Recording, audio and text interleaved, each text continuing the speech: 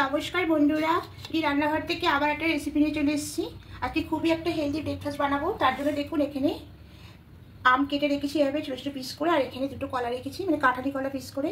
আর এখানে dry fruit বলতে কিশমিশ আর কাজু নিয়েছি, আর দুটো গুড়ের বাতাসা নিয়েছি। এখানে আপনার গুড়টা দিলেও হবে, তা আমি বাতাসা দিয়ে করছি।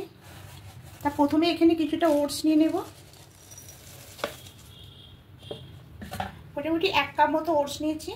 ওটসের মধ্যে ড্রাই ফ্রুটগুলো দিয়ে দেবো, না ফলগুলো দিয়ে দেবো। কলা পিস কলাটা দিলাম আর আমটা দিয়ে দিলাম।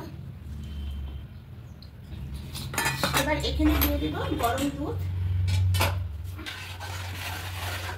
এই গরম দুধটা দিয়ে দেবো।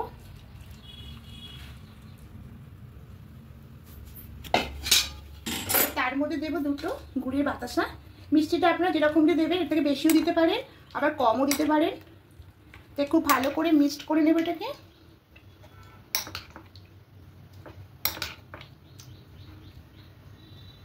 খুব ভালো করে মিক্সড করে নিয়েছি। এবার উপর দিয়ে একটু ড্রাই ফ্রুট ছড়িয়ে দেবো, যে যেরকম পারেন ড্রাই ফ্রুট দেবেন। আমি এখানে কিশমিশ আর কাজুটাই দেবো।